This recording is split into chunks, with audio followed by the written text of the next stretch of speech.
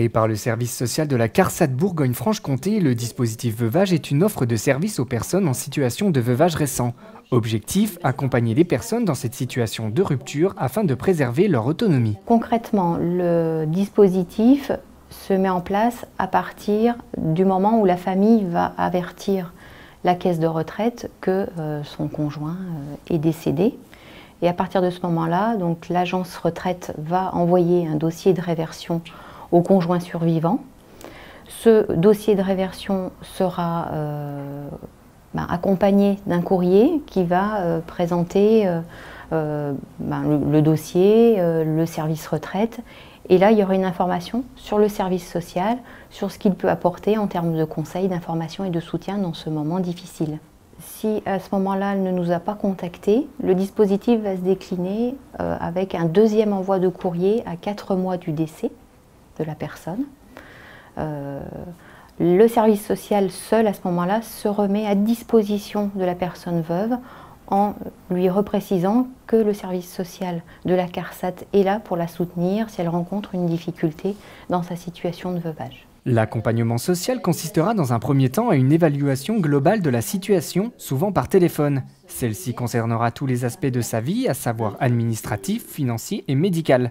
Une rencontre sera néanmoins indispensable par la suite. Donc, au niveau des aspects administratifs et financiers, nous allons vérifier que tous les droits sont sollicités. Notre préoccupation, c'est effectivement que la personne n'ait pas recours à ses droits. C'est éviter le non-recours à toutes les prestations, les droits auxquels elle pourrait prétendre. L'objectif, c'est d'éviter la dégradation de la situation au moment de ce point de fragilité qui est le veuvage. C'est permettre à la personne d'être rassurée et d'avoir la garantie de ne pas perdre de droits à ce moment-là.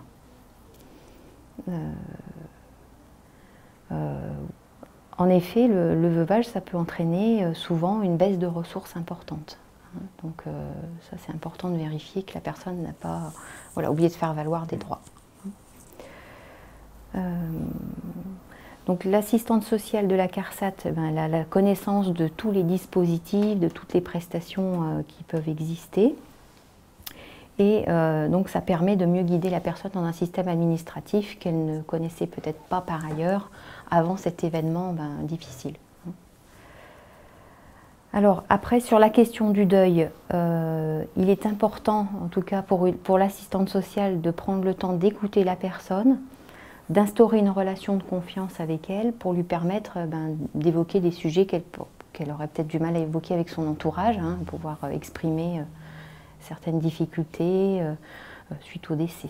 Un accompagnement pour les tâches de la vie quotidienne pourra également être mis en place. Portage des repas, aide aux courses ou encore aide à domicile, toutes serviront à éviter la dégradation de l'autonomie de la personne dans cette situation de fragilité. Dans le dispositif veuvage, il a été mis en place un outil spécifique, qui est un outil national, qui est là pour répondre aux besoins des retraités en situation de rupture ou de veuvage.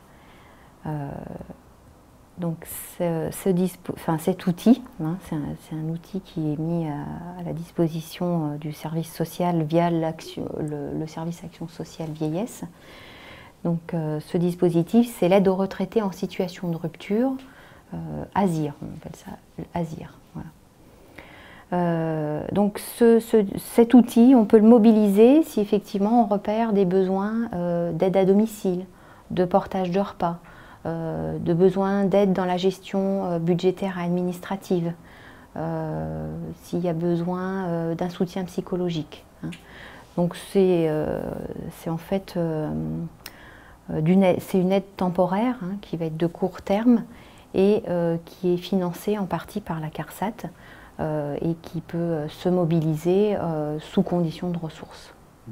Et donc le service social va pouvoir le mobiliser suivant l'évaluation qu'on a fait. C'est nous qui préconisons les réponses à donner. Ce dispositif concerne les personnes veuves depuis moins de 6 mois, retraitées du régime général de plus de 55 ans et ne bénéficiant pas de l'allocation personnalisée d'autonomie. Alors après, l'accompagnement social en lui-même, il n'est pas limité dans le temps. C'est pas, voilà, c'est en fonction du rythme de la personne, de l'ouverture des droits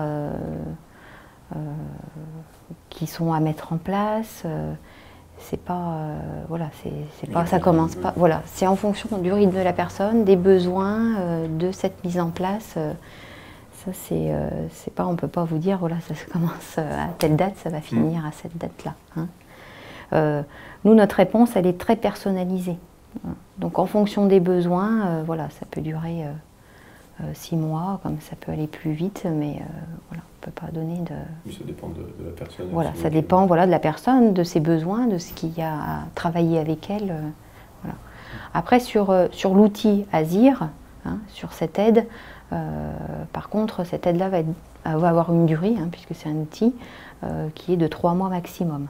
D'accord. Et après, on va retomber sur des outils communs aux personnes âgées qui ont besoin d'une aide à domicile.